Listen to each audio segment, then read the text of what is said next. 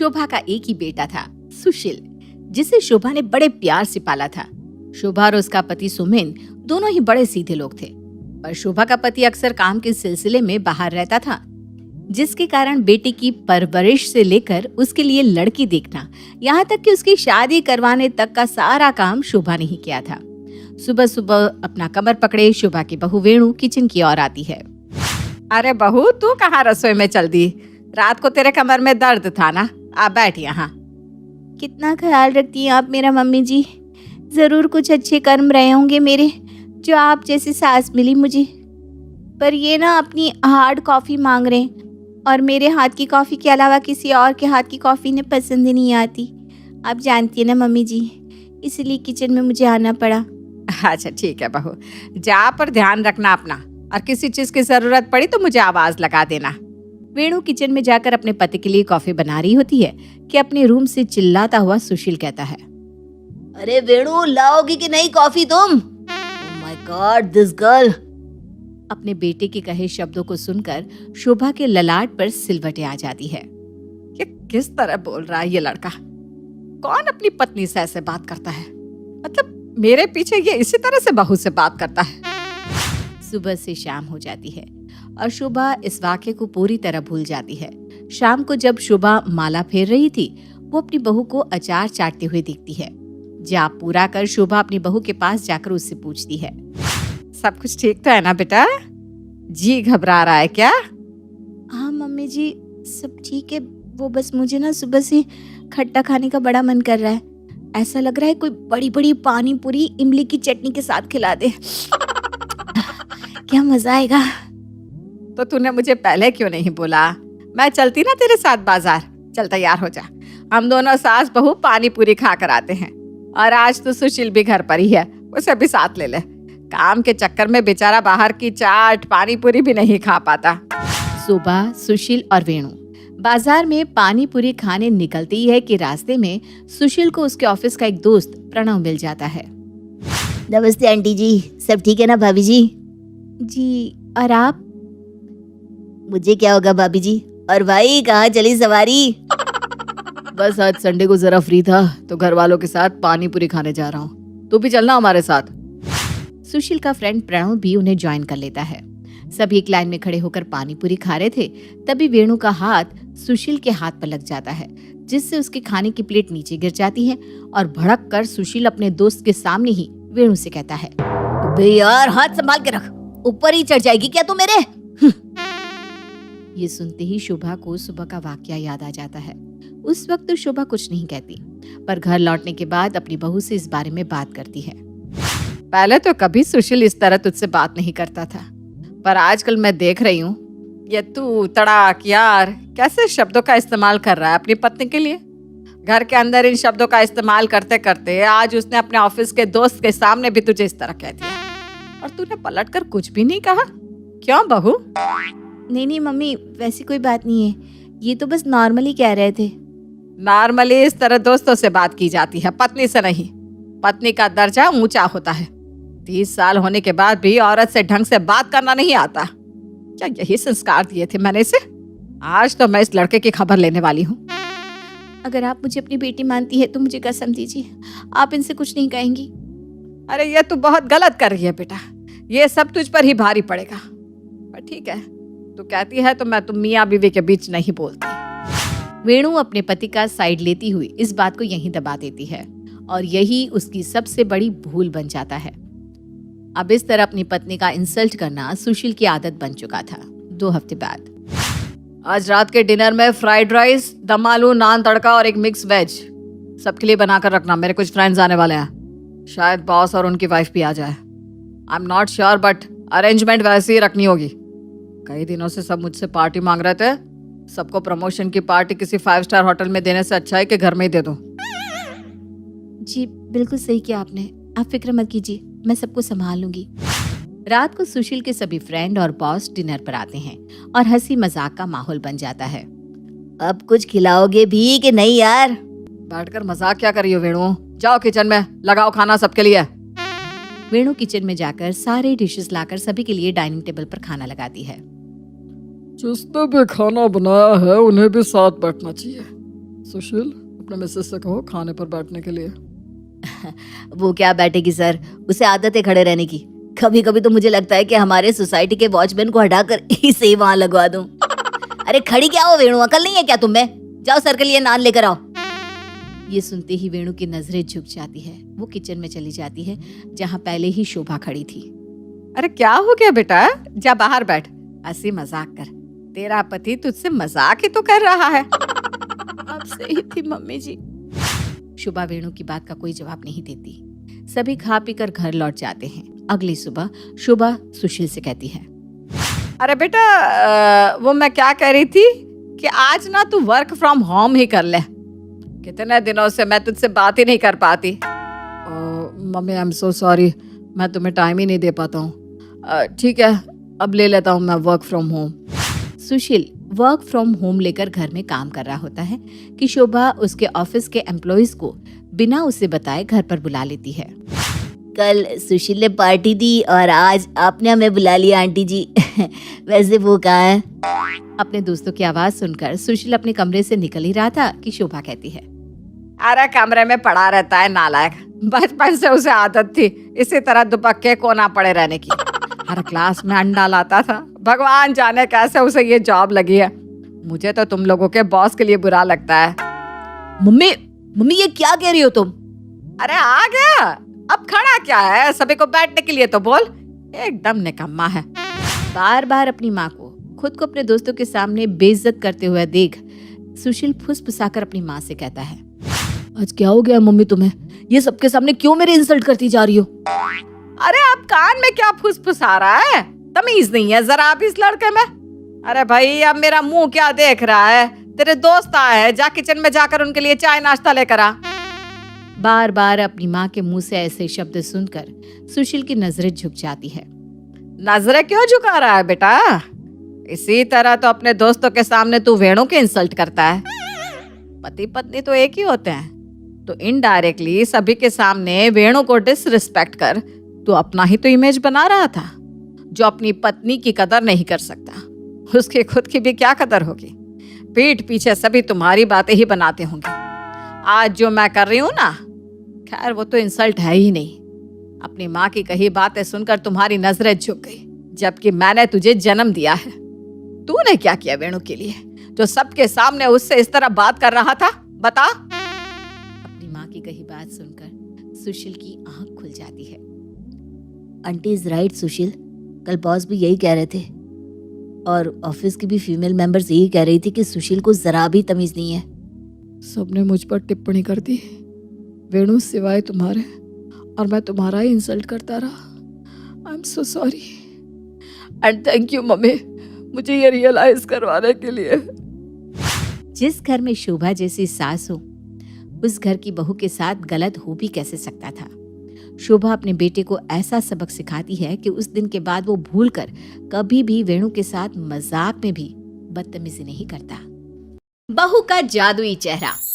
खबरदार अपर्णा बहू, जो तू हमारे साथ रीटा के जन्मदिन की पार्टी में आई तो। अरे नाक कटवानी है क्या हमें तुझ जैसी कलूटी बहू को अपने साथ ले जाकर? नहीं तो क्या, ये तो इतनी काली है कि सब पार्टी में इसका जम के मजाक उड़ाएंगे। पहले ही गली और मोहल्ले वाले क्या कम कहते हैं इसे। लेकिन माँ जी, रीटा मेरी भी तो कुछ लगती है। अरे ना बाबा ना, अरे मैं तेरे साथ सब्जी मंडी या गली मोहल्ले तक नहीं जाते कहीं, तो मैं तुझे इतनी बड़ी पार्टी में क्या लेके जाऊं? रात के समय इतने अंधेरे में तो तुझे सिर्फ उल्लू ही देख पाएगा, हमें तो तू नहीं देख पाती। रंग जो काला है इतना तेरा। पता नहीं कैसे कुंडली मार कर बैठ गई है ये लड़की हमारे रघु की जिंदगी में।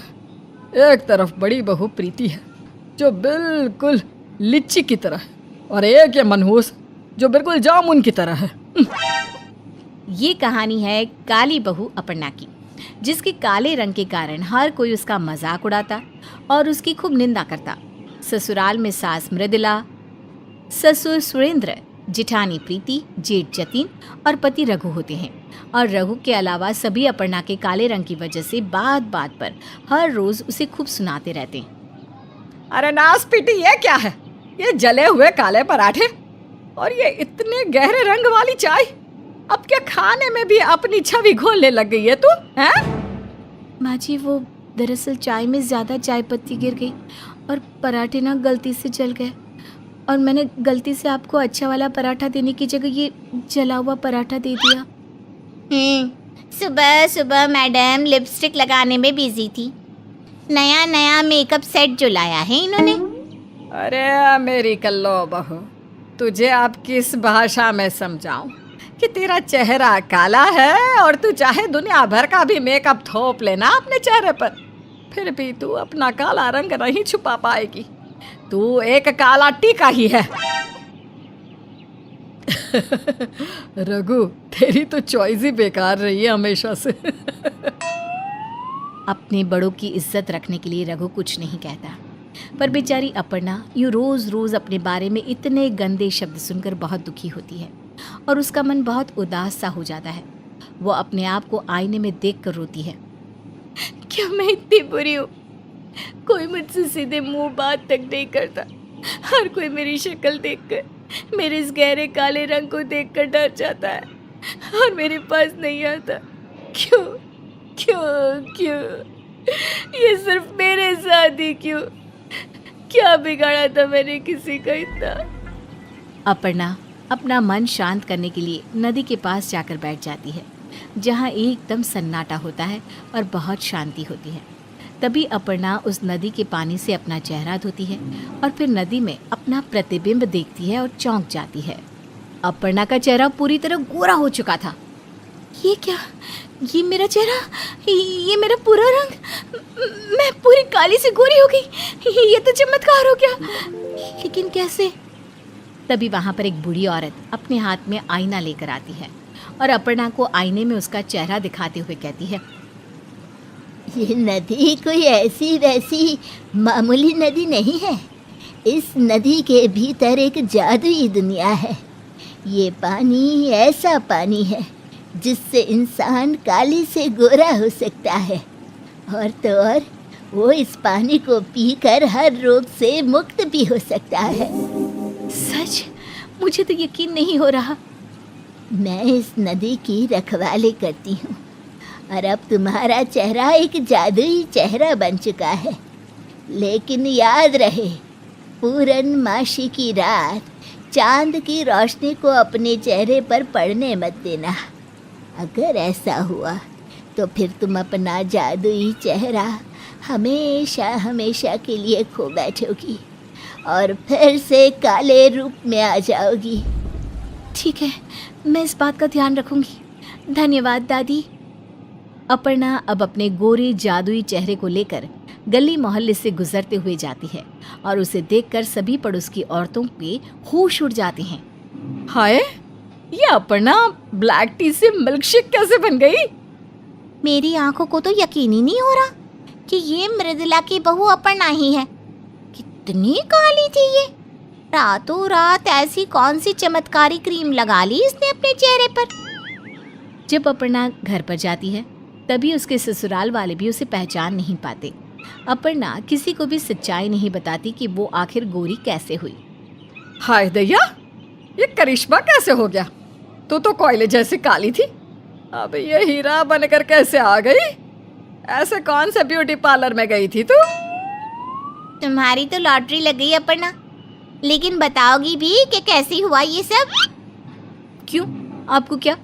आज से मैं अपर्णा 2.0 बन चुकी हूँ और मैं पिछले 1 घंटे में क्या हुआ था वो सब भूल चुकी हूँ और अब से मेरी जिंदगी का नया चैप्टर शुरू हो चुका है। अपर्णा एकदम एटीट्यूड दिखाते हुए अपनी सास और जेठानी के पास से गुजरती है। मृदुला और प्रीति की आंखें तो फटी की फटी रह जाती हैं। धीरे धीरे अपर्णा सोशल मीडिया पर फेमस भी हो जाती है। रातों रात हुए इस बदलाव के चलते वो सभी के आकर्षण का प्रतीक बन जाती हैं और रिपोर्टर्स उसका इंटरव्यू भी लेने आते हैं। अपर्णा की खूबसूरती के चलते उसे फिल्म में एक्टिंग करने का मौका मिलता है। रघु जी, मुझे तो फिल्मों में काम करने का मौका मिला है। फाइनली मेरे बचपन का सपना अब पूरा होने जा रहा है। मैं तुम्हारे लिए बहुत खुश हूँ अपर्णा। तुम्हें मुझे नहीं बताना कि तुम्हें ये चेहरा कैसे मिला, फिर भी इट्स ऑल राइट। लेकिन तुम्हारा रंग चाहे जो भी हो, मैंने तुम्हारे मन से प्यार किया है और तुम्हारे सुंदर मन से ही शादी की है मैंने। अपर्णा कई फिल्म्स में एक्टिंग करती है और बहुत नाम कमाती है। Lights, camera, action. मैं तुमसे प्यार करती हूँ कुंदन। तुमने कितने वादे किए थे मुझसे, भूल गए वो सब? Great job Aparna. अपर्णा ढेर सारे पैसे कमाती है। एक दिन रघु और जतिन की नौकरी छूट जाती है और घर में पैसों की कमी शुरू हो जाती है और बिजली का बिल ना भरने के कारण घर को ताला लगाने के लिए लोग आते हैं। तभी अपर्णा पैसे देकर अपने ससुराल को बचाती है। धन्यवाद बहू, हमें सच में तुम पर बहुत गर्व महसूस होता है। मुझे भी, आखिर मैं एक हीरोइन की सास जो हूँ। अब ससुराल वालों को अपर्णा पसंद आने लगती है। अपर्णा नारी शक्ति पर भी फिल्में बनाती है और उनमें एक्टिंग करके औरतों को प्रेरणा देती है। वो गरीबों को मुफ्त की शिक्षा प्रदान करती है और उनके रहने और खाने की भी व्यवस्था करती है। एक दिन अपर्णा को पता चलता है कि एक अवार्ड फंक्शन होने जा रहा है, लेकिन वो भी खुले ग्राउंड में। अवार्ड फंक्शन अगले सोमवार को, और वो भी खुले ग्राउंड में। अगले सोमवार को तो पूर्णमासी की रात है। क्या करूँगी? खुले ग्राउंड में तो चांद की रोशनी मेरे चेहरे पर पड़ ही जाएगी। अरे नहीं, ये कैसी मुसीबत खड़ी हो गई है फिर से। अपर्णा बहुत चिंताग्रस्त हो जाती है और फिर अवार्ड फंक्शन की रात आती है। अपर्णा कार में बैठकर अपने चेहरे पर घूंघट ओढ़ कर आती है ताकि चांद की रोशनी उसके चेहरे पर ना पड़े। फंक्शन में गरीब, अमीर, गांव वाले, शहर वाले, अपर्णा के ससुराल वाले सभी लोग मौजूद होते हैं। सभी को अपर्णा का यूं घूंघट में रहना थोड़ा सा अजीब लगता है। स्टेज पर स्पीच देते समय दरअसल मेरा चेहरा छुपाने के पीछे एक वजह है, जिसके बारे में मैं आप लोगों को जल्द ही बताऊंगी। लेकिन फ़िलहाल थैंक यू सो मच। आप सभी की वजह से ही मैं आज यहाँ इस स्टेज पर ये अवार्ड रिसीव कर पा रही हूँ। तभी हवा का एक झोंका आता है और अपर्णा का घूंघट उड़ जाता है और उसके चेहरे का गोरा रंग काले रंग में बदल जाता है, जिसे देखकर सभी हक्का बक्का और दंग रह जाते हैं। अपर्णा रोने लग जाती है और अपना चेहरा छुपाने लगती है। तभी अपर्णा सभी को अपने जादुई चेहरे का राज बताती है, जिसके बाद सभी उसके काले रंग पर हंसने के बजाय उसके लिए तालियां बजाने लग जाते हैं। ये दृश्य देखकर अपर्णा चौंक जाती है। अपर्णा जी, सीना तान के अपने चेहरे के साथ मुस्कुराइए। वो अपने हम गरीबों की कितनी मदद की है। आपका मन ही इतना सुंदर है। आप अंदर से इतनी सुंदर है कि आपकी बाहरी खूबसूरती भी उसके आगे फीकी पड़ रही है। अपर्णा जी, आपने इतनी अच्छी अच्छी सोशल टॉपिक्स वाली फिल्मों में परफॉर्मेंस देकर हमें कितना मोटिवेट किया है। आपकी टैलेंट पर और आपके सुंदर मन के आगे आपका कालापन बिल्कुल भी मैटर नहीं करता। हाँ अपर्णा बहू, आजकल के युग में कोई बहू अपने ससुराल को सड़क पर आने से बचाए, ऐसी कोई बहू ही नहीं है। तुमने हमारे लिए बहुत कुछ किया है। इतने सालों में मैं जान ही नहीं पाई कि इस दुनिया में तुम भीतरी सुंदरता में नंबर 1 बहू हो। बाहरी खूबसूरती तो वक्त के साथ ढल जाती है, लेकिन अंदर से खूबसूरत होना अपने आप में ही एक बहुत बड़ी बात है। सभी अपर्णा के काले होने के बावजूद भी उस पर इतना गर्व, इतना प्यार और इतनी इज्जत बरसाते हैं। धन्यवाद आप सबका।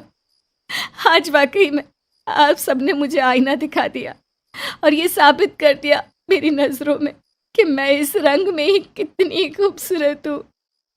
तो कैसी लगी आपको अपर्णा के जीवन की संघर्ष और मुश्किलों से भरी ये अनोखी कहानी?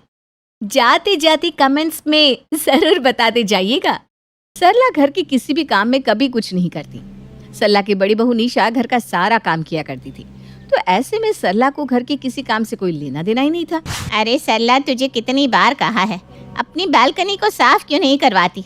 तेरी बालकनी से जितने भी चूहे हैं ना, वो मेरे घर में चले आते हैं। अरे अब बहू ने कर रखा है तो मैं बहू को क्या ही कहूँ।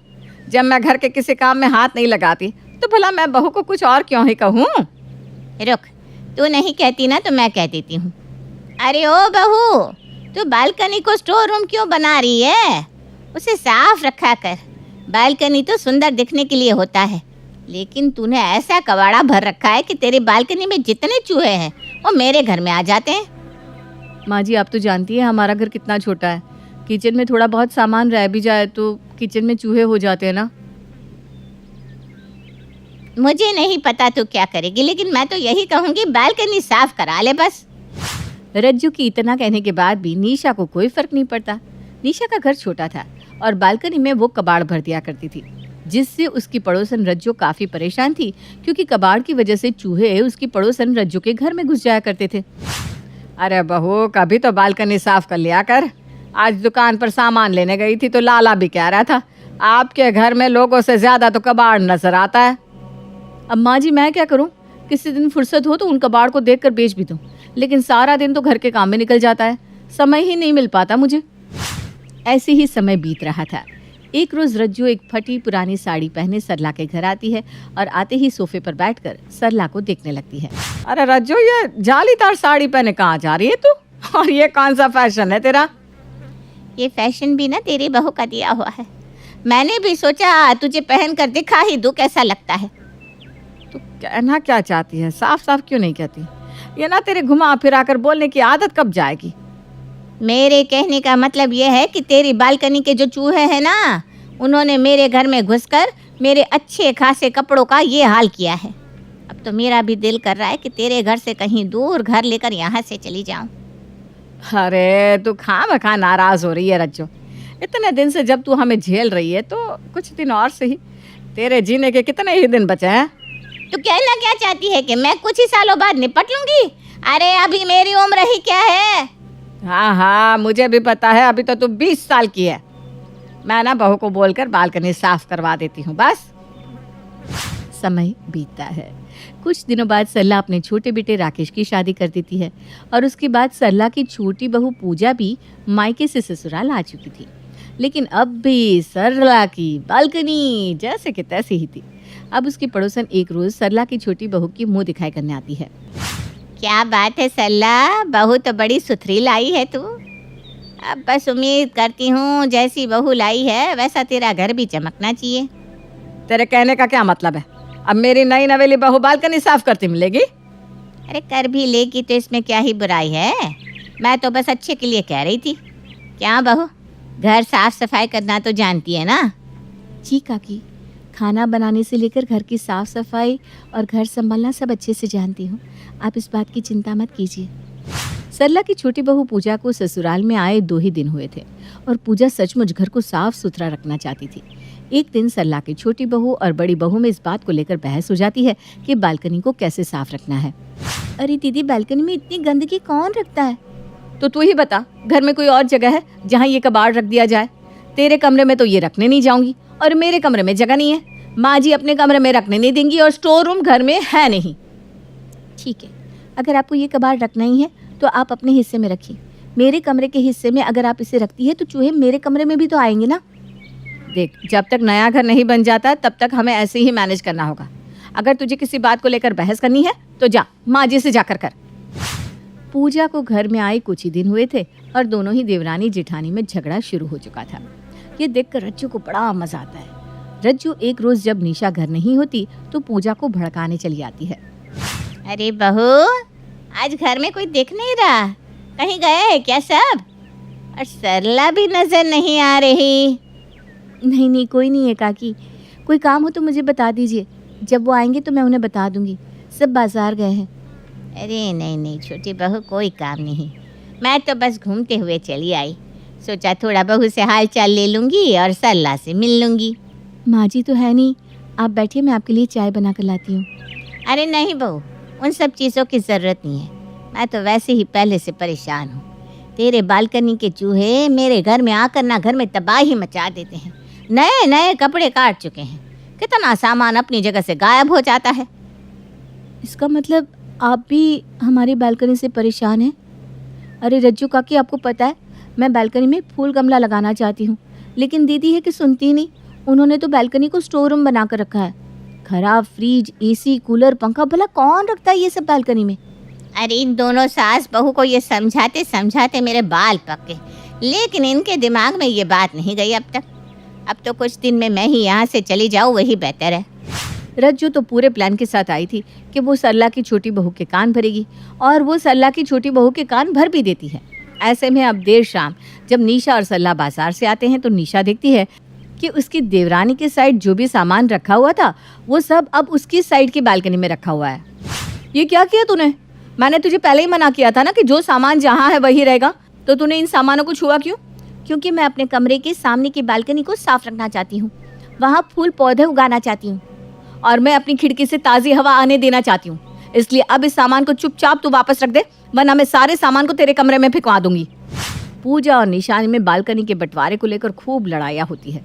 ये देखकर रज्जू को बहुत मजा आ रहा था, लेकिन सरला अपना सर पीट रही थी कि एक बालकनी के लिए उनकी दोनों बहुएं किस तरह लड़ रही हैं। दोनों के दोनों चुप हो जाओ, बहुत हुआ दोनों का। कितनी बार समझाऊं तुम दोनों को। माँ जी, ये दीदी सही नहीं कर रही है, अपनी तरफ का कबाड़ मेरे उधर क्यों फेंकवा रही है? मैं तो सालों से उसे कहते कहते थक गई, बालकनी से ये कूड़ा क्यों नहीं हटा देती, लेकिन वो सुनती कहाँ है। और तुम दोनों हो कि एक बालकनी को लेकर हर दम झगड़ते रहते हो। तो माँ जी आप ही बताइए क्या करूँ? जहाँ गमले फूल पौधे लगाने चाहिए थे वहाँ पर तो पूरा कबाड़ रखकर चूहे कीड़ी मकोड़े भर रखे हैं आपने। रात में ढंग से खिड़की भी नहीं खोल पाती मैं। तुम दोनों को मैं समझा समझा कर थक गई हूँ, लेकिन तुम दोनों हो के समझने का नाम ही नहीं लेती। और बहू, तुझे तो आए हुए अभी 1 महीना भी नहीं हुआ और तू बिना बात के झगड़ती रहती है। इस तरह सरला अपनी दोनों बहू की लड़ाई शांत करवाती है। कुछ दिन तक तो दोनों बहुएं एक दूसरे से बात नहीं करती, लेकिन एक रोज जब निशा कबाड़ की एक और बोरी बालकनी में रखकर आती है तो पूजा को गुस्सा आता है। अब मैं दीदी की ये हरकतें बर्दाश्त नहीं कर पाऊंगी, अब तो कुछ करना ही पड़ेगा, क्योंकि माँ जी तो मेरी एक नहीं सुनती और बड़ी वाली दीदी अपनी मनमानी कर रही है। अब दोनों को सबक मैं ही सिखाऊंगी। इतना बोलने के बाद पूजा मार्केट जाती है और मार्केट से एक हेलमेट उठाकर लाती है।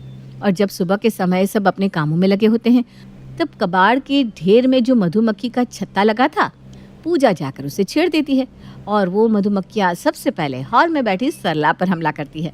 उसके बाद निशा पर, जो हॉल में चाय देने पहुँचती थी।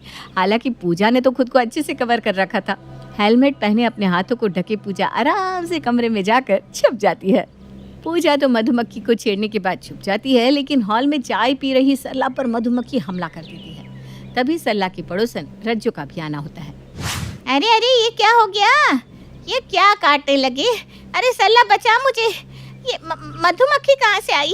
कहीं ये तेरे बालकनी वाली मधुमक्खियाँ तो नहीं? अरे माँ जी, अरे माँ जी, मुझे काट लिया, बचाओ ना मुझे। अरे पहले खुद को तो बचा लूं। कितनी बार कहा बहू तुझे बालकनी साफ कर ले, आज तुझे भी सबक मिल ही जाएगा। अब कुछ देर बाद रज्जू, सरला और निशा तीनों ही हॉल में नीचे सोफे पर पड़े मिलते हैं। किसी का हाथ सूजा होता है तो किसी का गाल, और सरला की तो आंख ही सूज चुकी थी। अरे माँ जी, ये क्या हुआ? सब ठीक तो है ना? ये सबके चेहरे इतने बदले बदले क्यों लग रहे हैं? अरे मधुमक्खी आज अपना रस छोड़कर यहाँ आ गई और हमारा रस चूस गई। हाय रे, कितनी जलन हो रही है। अब देखती हूँ माँ जी, बालकनी का बंटवारा आप कैसे नहीं करती। तेरे घर से मेरे घर राहु केतु का आना जाना पहले कम था, जो अब मुझे इन डंक वाली मधुमक्खी से कटवा दिया। अरे तो काकी, आप भी तो गलत समय पर एंट्री मारती है, आपको भी तो सोचना चाहिए था ना। अरे बहू, तू सही कह रही है, मैं भी गलत समय पर ही एंट्री मारती हूँ। आए, अब 3 दिन से पहले बिस्तर से ढंग से उठ भी नहीं पाऊंगी, ये तो तय है। पूजा का प्लान तो कामयाब होता है, लेकिन अब पूजा इस इंतजार में थी कि उसकी सास बालकनी को लेकर क्या फैसला लेती है। लेकिन जब शाम तक कोई फैसला नहीं आता तो पूजा खुद ही अपनी सास और जेठानी के पास जाती है। माँ जी, अब तो आपकी तबीयत ठीक है ना? मुझे ना आपको देखकर बहुत तरस आ रहा है। कितनी बुरी तरह काटा है आपको मधुमक्खी ने। अरे जाकर गर्म पानी लेकर आ, थोड़ा सेक लूं। और खाना बनाने का काम आज तेरा ही है। हाँ हाँ माँ जी, वो तो मैं कर दूंगी, लेकिन अपनी बालकनी को लेकर क्या फैसला लिया, मुझे ये जानना है। आप कुछ बोलती क्यों नहीं? अरे पहले मरने से तो बच जाओ, फिर तेरी और जेठानी की ये आपसी रंजिश वाली बालकनी का फैसला भी कर दूंगी। इस बात को भी कई दिन बीत जाते हैं और अब तो सरला के साथ निशा भी ठीक हो चुकी थी, लेकिन पूजा को जिस चीज़ का इंतज़ार था वो अब तक नहीं हुई थी। एक रोज़ निशा खाना बनाने के बाद अपनी सास के सामने खाना परोसती है तो खाना देते हुए निशा कहती है, माँ जी आज दाल में देसी घी का तड़का लगाया है, देख रही है ना आप क्या खुशबू आ रही है। हाँ, लग तो रहा है कि दाल अच्छी बनी है, लेकिन ये क्या है दाल में? दाल में छिपकली गिरी थी जिसकी पूंछ बाहर लटक रही थी। अब जैसे ही छिपकली की पूंछ को पकड़कर सरला उठाती है, पूरी छिपकली दाल से बाहर आ जाती है। ये क्या है? जिंदा छिपकली? अरे बहू, खाने में छिपकली भी डालकर लाई है देसी घी के साथ। तू मुझे मारना चाहती है क्या? अरे माँ जी क्या हुआ? ये छिपकली दाल में से निकली है क्या? हाँ, और नहीं तो क्या। अरे खाना बनाते हुए तुम दोनों का ध्यान कहाँ रहता है? अभी इस छिपकली की पूंछ नहीं दिखती तो शायद तो मैं इसे खा ही लेती। माँ जी मैं तो किचन में थी ही नहीं, और ये छिपकली भी ना बालकनी में रखे कबाड़ से निकल निकल कर आ रही है। हे राम, बड़ी बहू, अब भी तेरे अंदर कुछ शर्म बची है तो बता दे। माँ जी अब तो मैं कहती हूँ उस कबाड़ को हटा ही दो और वहाँ कुछ अच्छा सा लगाइए। मुझे तो समझ में नहीं आ रहा, जब तक किसी को कुछ हो नहीं जाता तब तक ये कबाड़ यहाँ से हटेगा नहीं क्या? अरे कहाँ रखे उसे? कितनी बार तू एक ही बात को लेकर खींचती रहेगी? मैंने तुझसे कहा ना कि हमारा घर छोटा है। तो जो सामान काम का नहीं उसे तो हटा सकते हैं ना, लेकिन हम उसे भी नहीं हटाते। ये सब बातें हो रही थी तभी सरला के पड़ोसन रज्जू आती है और रज्जू भी तीनों को बहस करता देखकर कहती है, अरे किस बात को लेकर तुम तीनों सास बहू के बीच बहस हो रही है? अरे क्या बताऊं, जैसे ही खाना खाने बैठी वैसे ही खाने में छिपकली निकली। अरे वो तो भला हो मेरी नाक का जो बुढ़ापे में भी चमक रही है, और मैंने दाल की कटोरी में छिपकली की पूंछ देख ली। राम राम राम राम, ये छिपकली जरूर ना तेरी बालकनी से आ रही होगी। अरे अब तो साफ करवा ले बालकनी। इस उम्र में अगर मुझसे काम होता ना तो मैं कब का साफ सफाई कर देती। अब एक बहू को बालकनी के कबाड़ में भी काम की चीज़ें नज़र आ रही है तो वहीं दूसरी बहू को वो कबाड़ लग रहा है। दोनों पूरा दिन बालकनी को लेकर लड़ते झगड़ते रहता है। जहाँ एक तरफ बालकनी और छिपकली को लेकर बहस चल रही थी, वहीं दूसरी तरफ रज्जू की साड़ी में कॉकरोच घुस जाता है। अब रज्जू पूरे हॉल में कूदने लगती है। अरे ये क्या हो रहा है? गुदगुदी हो रही है। अरे ये क्या हो रहा है सरला? अरे मेरी साड़ी में क्या घुस गया है, देख तो। काकी आपकी कमर पर कॉकरोच है, रुको मैं हटाती हूँ। कॉकरोच बहू हटाओ इसे मेरी कमर से। अरे बाप रे, अब तो मैं तेरे घर आऊँ भी ना। तेरा घर घर नहीं चिड़िया घर है। हे प्रभु आज बचा ले, फिर मैं कभी सरला के घर की तरफ भी ना देखूं। अरे तू रुक तो जा एक जगह, सुनती क्यों नहीं रज्जो, रुक तो जा। रज्जू भी अब सरला के घर कभी ना आने का प्रण लेती है, और सरला तो अपने घर में घूम रहे कीड़े मकोड़ों से पहले से परेशान थी, लेकिन फिर भी सरला अपनी बालकनी को साफ नहीं करवा पा रही थी क्योंकि सरला की बड़ी बहू निशा इसके खिलाफ थी। उसे घर में कहीं ना कहीं कबाड़ तो रखना ही था। समय बीत रहा था और बालकनी को लेकर मुद्दे झगड़े बढ़ते ही जा रहे थे। सुबह हो चुकी थी लेकिन पूजा अपने कमरे से बाहर ही नहीं निकली। माँ जी देख रही है ना आप, पूजा की मनमानी अब तक उठी नहीं है और आप कहती हैं झगड़े मुझसे शुरू होते हैं। हाँ तो ये भी एक नंबर की आलसी। लेकिन बहू मैं भी ना रात भर सोई नहीं हूँ। मेरे कमरे में इतने कॉकरोच हो चुके हैं, इतनी छिपकलियाँ हो चुकी है, मैं परेशान हूँ। माँ जी तो अब आप चाहती क्या है मुझे बताइए। पहले तो उस महारानी को देख, जाकर कहीं एक साथ छिपकली कॉकरोच ने उस पर हमला तो नहीं कर दिया और उनके काटने से कहीं मर ना गई हो। माँ जी आप भी कैसी बात करती हैं। अब निशा जब पूजा के कमरे में जाती है तो पूजा का कमरा बंद था। निशा अपनी देवरानी को कई बार आवाज़ लगाती है। माँ जी वो तो कमरा ही नहीं खोल रही, कहीं वो बालकनी के बंटवारे को लेकर ज़्यादा सीरियस तो नहीं हो गई। अरे माँ जी उसने आत्महत्या तो नहीं कर ली होगी ना? अरे सुबह सुबह कुछ अच्छा और शुभ बोला कर, रुक मैं देखती हूँ, कहीं वो तुझसे बात ही ना करना चाहती हो। ए बहू दरवाजा खोल, अरे बहू, ए बहू। देखा अब तो इसने आपकी भी बातों का कोई जवाब नहीं दिया। जरूर कुछ हुआ है, लेकिन क्या मुझे भी नहीं पता।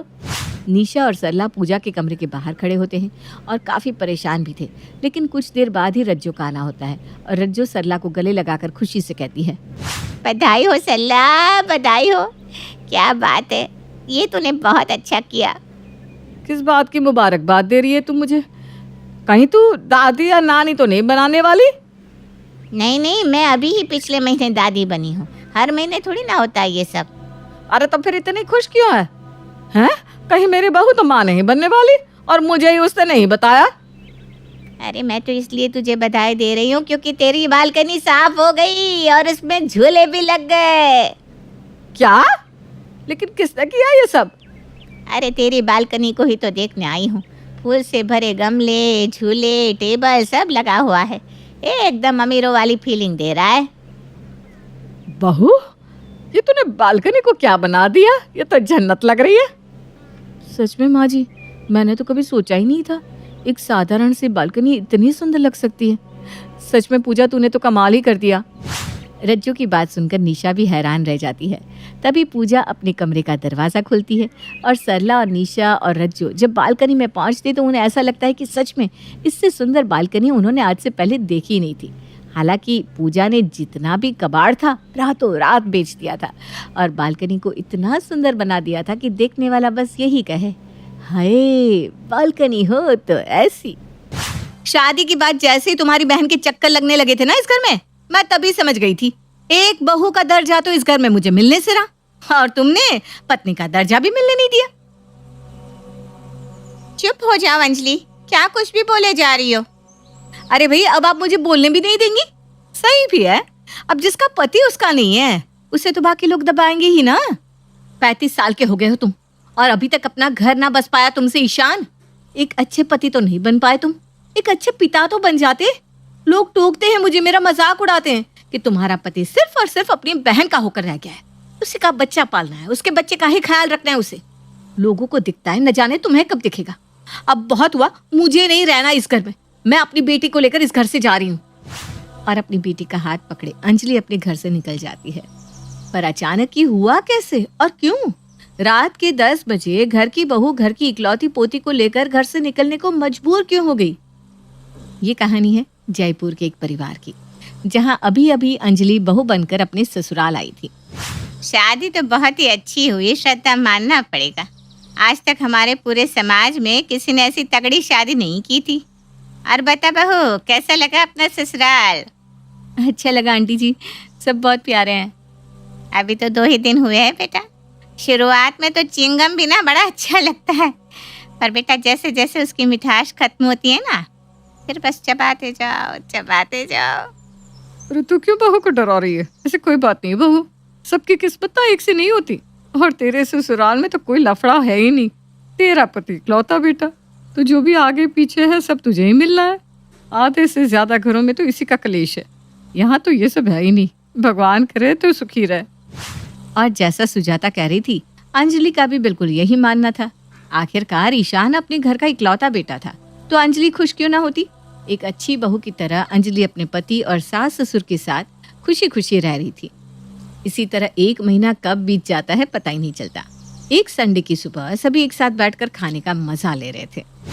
अरे पापा जी, आपने तो बस 2 ही पूरी ली, अच्छी नहीं बनी क्या पूरी? कुरकुरी नहीं हुई ना? आप रुकिए, मैं अभी दोबारा बनाकर लाती हूँ। अरे नहीं नहीं नहीं बहू, तेरा बस चले तो तू 24 घंटे मुझे खाना ही परोसती रहे। जब से तू इस घर में आई है मेरा तो 6 किलो वजन बढ़ गया है। मेरा तो 2 किलो घट गया है पापा। मेरे कमरे में डंडा रखा है बहू, अगर तू चाहती है तो आज इसका इस्तेमाल कर सकती है। और इसी तरह हंसी मजाक चल रहा होता है कि तभी दरवाजे पर दीपा अपनी बेटी के साथ आती है। अरे दीदी, आप बिल्कुल सही समय पर आई हैं। और मेरी पिंकी कैसी है? अच्छा अच्छा अच्छा, मामी के पास। पिंकी तो मामू के पास आएगी। मामू, पिंकी किसी के पास नहीं जाएगी। पिंकी बेबी थोड़ी ना है। I am a big girl. मैं अपने कमरे में जा रही हूँ। मामू को पिंकी चाहिए तो मामू पिंकी को फॉलो करेगा। और अपनी भांजी के पीछे पीछे एक बच्ची की तरह ईशान कमरे में चला जाता है। जितने दिन दीपा अपने मायके में रहती है, पिंकी हर वक्त अपने मामू के पास ही रहती। हर 2-3 महीने में दीपा अपने मायके में आ ही जाया करती थी। फिर एक रात, हमेशा भांजी के साथ ही खेलते रहोगे क्या, कि कभी हमारे बच्चे के साथ भी खेलने की सोचोगे? तुम्हें बच्चों से कितना लगाव है ईशान। मैं चाहती हूँ जिस तरह तुम एक अच्छे मामा हो, एक अच्छे पिता भी बनो। और ईशान और अंजलि पर भगवान की कृपा हो ही जाती है। कुछ महीनों बाद अंजलि को पता चलता है कि वो माँ बनने वाली है और ये खुशी सभी को सुनाने के लिए वो भागते हुए अपने हॉल में आती है। तो देखती है दरवाजे पर उसकी ननद अपनी बेटी के साथ खड़ी है। इससे पहले कि अंजलि कुछ कहती, ईशान अपनी भांजी के पास चला जाता है। मेरा गोलू कितना मोटा हो गया है, कितना लंबा हो गया है मेरा मोटू। मामू मोटा है, पिंकी नहीं। जीवन में कोई प्राइवेसी रह ही नहीं गई। जब देखो दीदी यही मुंह उठाकर आ जाती है। ऐसे तो इकलौता बेटा है, पर इसकी बहन भी तो है जो अपने ससुराल से ज्यादा यहीं रहती है। अब तो इनके जाने के बाद ही ये खुशखबरी सभी को दूंगी। अंजलि मन ही मन ये सोच रही थी कि दीपा कहती है, आप तो जानती है ना मम्मी इनका काम कैसा है। साल में 4 महीने हमारे पास रहना और बाकी समय शिप पर रहना। और इस बार इनका कॉन्ट्रैक्ट कुछ ऐसा है कि 5 साल के लिए इन्हें फॉरेन में ही रहना होगा। और ये अकेले घर पर मामा मामा करने लगी, तो मुझे इसे यहाँ लाना पड़ा। अच्छा किया बेटा, अकेले कैसे किसी इंसान का मन लगे, तू यहीं आ जाया कर। यहाँ आ जाया कर क्यों मम्मी? जब तक जीजू वापस नहीं आते तुम हमारा साथ ही रह लो दीदी। आफ्टर ऑल मुझसे पहले ये घर तुम्हारा है। अब मैं माँ बनने वाली हूँ। क्या? सच में अंजलि? देखा दीदी, मेरी भांजी के पैर कितने शुभ है। जैसे ही ये आई मुझे ये खुशखबरी सुनने को मिल गई। आज ही जाकर इसके लिए एक सोने की चेन लेकर आता हूँ मैं। ईशान फौरन सुनार की दुकान पर जाता है और एक सोने की चेन अपनी भांजी के लिए खरीद लेता है। भैया मेरे पास एक डिज़ाइन है, मैं आपको फॉरवर्ड कर देता हूँ। मुझे इस डिज़ाइन में एक ऐसा सेट बनवाना है जिसे चाहे लड़का हो या लड़की दोनों भी पहन सके। सोने के हाथों के कंगन, पैर में चांदी का खड़ाव और गले में छोटी सी कंठी। पर ये सब मुझे 9 महीने के बाद चाहिए। अब अंजलि माँ बनने वाली थी और अपने पति का झुकाव पिंकी की तरफ देखना उसे चुभने लगा था। खुद का बच्चा होने वाला है, पता नहीं नॉर्मल डिलीवरी होगी कि ऑपरेट करना पड़ेगा, उसमें कितना खर्चा है। बच्चा होने के बाद पार्टी देने होगी, उसमें भी खर्चे होंगे। पर ईशान को तो समझ ही नहीं आ रहा, उसे तो अभी भी अपनी भांजी पर ही पैसे उड़ाने। और इसी तरह थोड़े बहुत मन मुटाव के साथ ये 9 महीने भी निकल जाते हैं और अंजलि एक बेटी को जन्म देती है। अपनी बच्ची को गोद में उठाते ही ईशान फूट फूट कर रोने लग जाता है। मेरा छोटा भाई अब एक बाप बन गया है। रोले जितना रोना है, क्योंकि आज की बात तेरी बेटी तुझे रोने ही नहीं देगी। मामू मैं भी बच्चे के साथ खेलूंगी। नहीं नहीं ईशान, बेबी बहुत छोटी है, पिंकी उसे गिरा देगी। मामी ने मुझे बेबी नहीं दिया। मामी बहुत गंदी है, आई हेट यू मामी। बहुत अच्छे मैनर से पिंकी के दीदी। उसकी तरफ से मैं तुम्हें सॉरी बोलती हूँ अंजलि। फ़ोन देखकर पता नहीं आजकल ये बच्चे कुछ भी सीख रहे हैं। तुम अपने इस प्रेशियस मोमेंट को इन बातों में ख़राब मत करो। Enjoy this moment. तुम दोनों साथ रहो, मैं बाहर जाती हूँ। धीरे धीरे दिन बीत जाते हैं। अंजलि की बेटी अब 3 साल की हो जाती है। ये रहे शहर की 3 बेस्ट स्कूल, इसमें से किसी एक में हम अपनी बेटी को भेजेंगे, है कि नहीं ईशान? ये बेस्ट स्कूल सिर्फ कहने को होता है अंजलि, पढ़ाई तो एक ही है हर जगह। और जब एक ही पढ़ाई होनी है तो किसी भी स्कूल में क्यों ना रखें। तू किस स्कूल में है पिंकी? उससे मैं तेरी बहन को भी डाल देता हूँ, तो उसका भी ध्यान रख लेगी। और जब रिया समझदार हो जाए फिर तुम्हें उसे जिस स्कूल में डालना है डाल देना। ये सुनते ही अंजलि गुस्से से अपने कमरे में चली जाती है। ये तो हद हो गई। अरे भाई, क्यों मेरी बेटी उस स्कूल में पढ़ेगी जहाँ पिंकी पढ़ती है? मैं समझती नहीं हूँ क्या ईशान की सोच। एक अच्छा मामा और एक अच्छा भाई बनने में ईशान एक अच्छा बाप बनना ही भूल गया है। और रिया का भी उसी स्कूल में एडमिशन करवा दिया जाता है जहाँ पिंकी पढ़ती थी। 1 साल बाद रिया 4 साल की हो जाती है। एक सुबह, अच्छा अंजलि, मैं दुकान के लिए निकल रहा हूँ। रात को लौटते वक्त कुछ लाना हो तो फ़ोन कर देना, मैं लेता आऊँगा। सुन, तू याद से पिंकी के लिए कफ सिरप लेता आना। कभी तो छोड़ दीजिए अपने भाई को दीदी। अपने पापा को बाहर जाता देखते ही रिया फूट फूट कर रोने लगती है। रिया को छोड़कर बाजार जाती हो। रिया तो किसी की कुछ लगती ही नहीं ना। मम्मी देखो, रिया बेबी को कोई बाहर नहीं ले जाना चाहता। देख रही हो ना मम्मा, तुम। इस बार मैं आपकी शिकायत दादी से करूंगी पापा। अरे बाप रे, दादी अम्मा एक बार चालू हो जाती है तो बोलती ही जाती है। तुझे छोड़कर कहीं जा सकता हूँ क्या मैं? अरे नहीं जा रहा कहीं भी। चल आज तू भी मेरे साथ दुकान चल। पिंकी की भी उम्र ज्यादा नहीं थी, 8 साल की, तो बचपना तो उसमें भी था। अपने कमरे के दरवाजे के पीछे छुपकर वो अपने मामा को देख रही थी। तुझे छोड़कर भी नहीं जा रहा हूँ मैं पिंकी, चल तू भी साथ में। 2 मिनट बाप बेटी एक साथ बिता ले, ये इन माँ बेटी से कभी बर्दाश्त ही नहीं होता। कभी माँ बीच में आ जाती है तो कभी उसकी बेटी।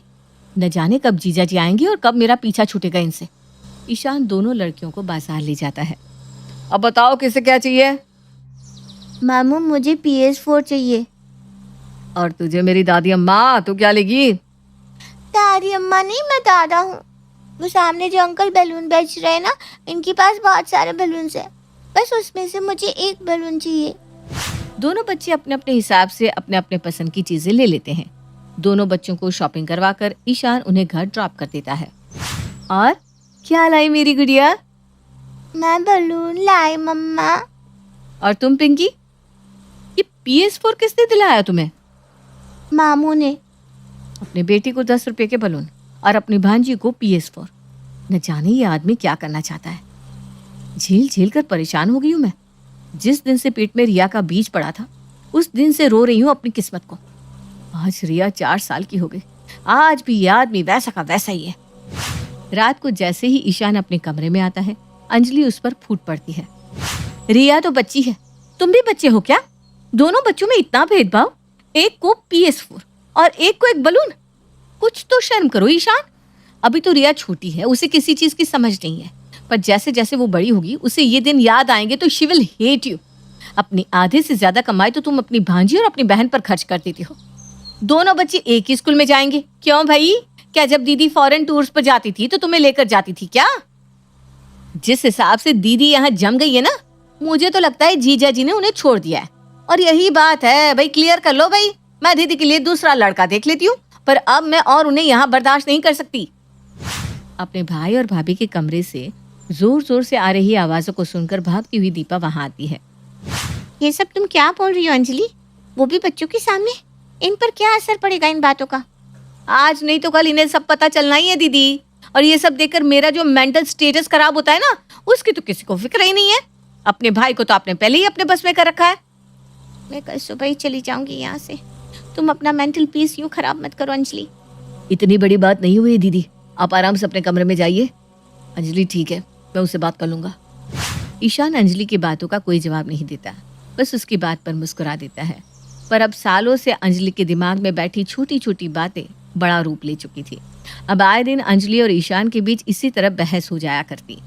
अगली सुबह नाश्ते के टेबल पर हेमंत अपने बहू बेटे से कुछ पूछता है। आजकल तुम दोनों के बीच में किस बात पर झगड़ा होता रहता है? जब देखो तुम्हारे कमरे से आवाजें आती रहती है। मुझसे तो कुछ पूछो ही मत पापा जी। मैं आप लोगों को 3 टाइम का खाना बनाकर दे देती हूँ। इससे ज्यादा आप किसी सवाल जवाब की उम्मीद मुझसे मत कीजिए। उसी शाम इत्तेफाक से जो एक कसर बाकी थी वो भी पूरी हो जाती है। बच्चे तो बच्चे होते हैं और खेल खेल में पिंकी और रिया की लड़ाई हो जाती है। नहीं रिया, अब मैं तुम्हें अपनी डॉल नहीं दूंगी। तुम हमेशा उसकी मुंडी तोड़ देती हो। मुझे ये डॉल चाहिए तो चाहिए। मेरे ही पति का दिलाया हुआ खिलौना ये मेरे बेटे को देने से मना कर रही है।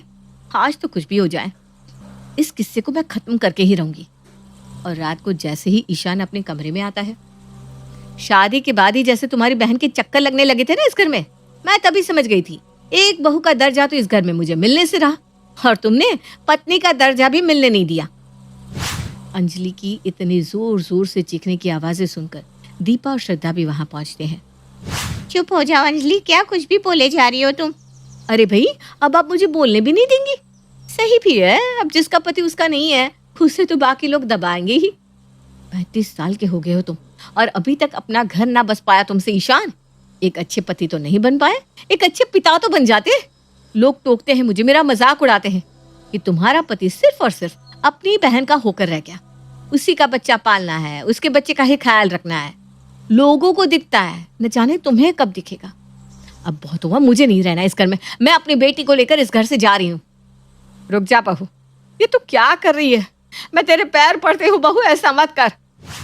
और अपनी बेटी का हाथ पकड़े अंजलि अपने घर से निकलने लगती है। और आज तक चुप रहा ईशान उस वक्त बोल पड़ता है। तुम्हें नहीं लगता ना कि मैं एक अच्छा बाप बन पाया?